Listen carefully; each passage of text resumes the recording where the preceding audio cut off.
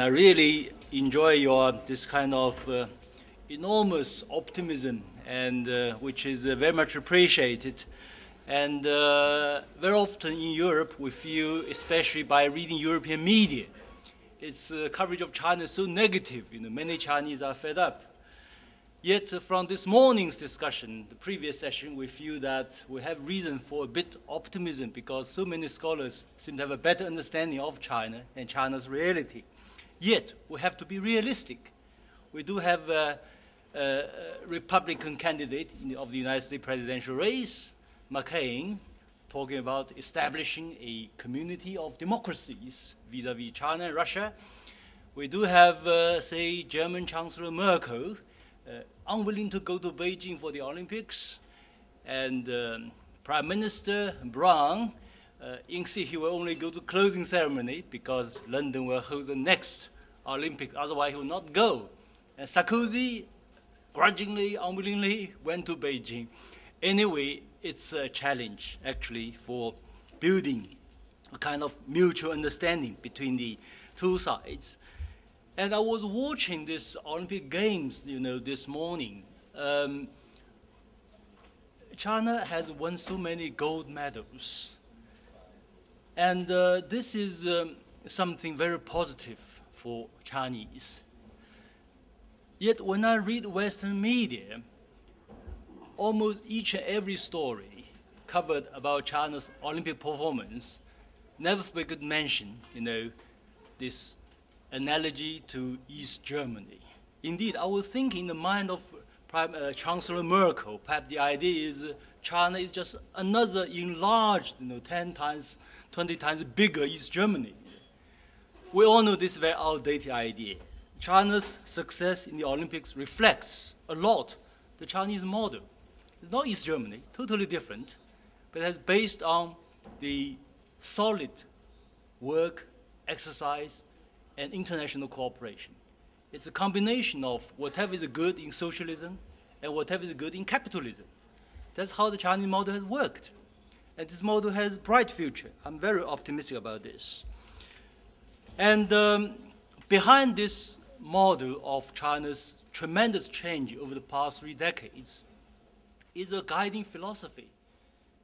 Many Western media try to portray China as a country without ideas, despite economic material success. This is wrong. There are great, great ideas. And I just present one simple idea, which is called seek truth from facts. It's advocated by Chinese philosopher in Han Dynasty, the time of Roman Empire, 2,000 years ago. And then when Deng Xiaoping came to power 30 years ago, he picked up this idea again. He said, this is a guiding philosophy for our economic reform. Seek truth from facts. So one important fact that China have discovered is that democratization usually follows modernization, not the other way around. So this is why I was talking about global governance. So much advocacy of democracy, women vote in Africa, in many developing countries, they're not working that well. And another issue, the good governance, raised by, I think, a Chinese student yesterday. I did not have time to answer that question. Again, from her question, I have the sense that she was trying to interpret this concept in a classical American context. Civil society is in opposition to government, Fine, that's fine, because this idea evolves from Western political science and political traditions. But again, we have to seek truth from facts. I've been to so many developing countries. You go to, for instance, Lebanon, dynamic, vibrant civil society, but all involved in civil war, make the situation worse off. You go to Africa, Nigeria, for instance, so many human rights organizations, vibrant civil society, but not much human rights, to be honest. I went to India 3 times. I don't want to offend any Indian friends here, Quite a number of NGOs work in the slums are mafia, to be honest. So we have to be realistic in understanding real politics in developing countries. And then we also touch upon a very sensitive topic, a very fascinating topic, universal values. And here I have slight difference with Professor Domines. I share a bit less optimism in the sense that we do have shared values, universally shared values. For instance, slavery should be abolished. Torture should be prohibited. No doubt about this. On these issues, we shared values. Yes, yes. But on certain other issues, certain values may not be shared. For instance, capital sentence should be abolished. Maybe 50% of the country don't accept this. Maybe 95% Chinese don't accept this. Yeah. Another concept which China resists fiercely, is the so-called humanitarian intervention. Yeah. And it depends on who will define intervention, who will define, human rights are being violated. In the case of Iraq war, most Chinese believe it's a gross violation of human rights, but the United States believes they are building democracy. Yeah. So this is the differences. And there are also other universal values, but with perhaps different interpretations. For instance, freedom of speech. I'd be more than happy to dwell on this topic for 1 hour, but we have got no time, unless people ask about this question. And there's also another issue concerning these civil rights, human rights, universal values, and also different priorities. One concern that many Chinese do have is setting the agenda of human rights. For instance, if you talk with European politicians, they now focus on gay rights, rights of homosexuals.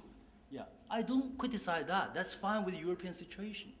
But in the case of China, the number one priority is fighting poverty, the building a social network, social rights, So different countries should be given this priority.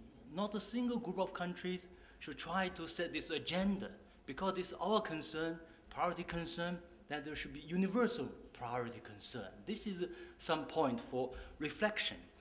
And to conclude, I just want to tell this audience, because many of you may not familiar with some basic facts about China. You all know China is the world's most populous country, but it's also a country with such a large population. It's more than the total of the whole Europe, old and new, plus Russia, plus United States, plus Japan, and more. It's this kind of scale, and that has been going through this enormous transformation. So when we talk about democracy, human rights, we have to think of this scale. It's not all that easy, Why emphasize gradualism, experimentalism, and accumulation? Yesterday, this is the basic point of departure. It's such a large country. Another point is China is a continuous civilization for thousands of years. It's like we are in Rome. It's like Roman Empire, and continues to this day, It must have its own tradition, different from other countries. Please respect that, That's very important. And another fact which many people fail to understand, that is, in China's modern history, largely from 1840, when China lost war with the British, so the infamous Opium War.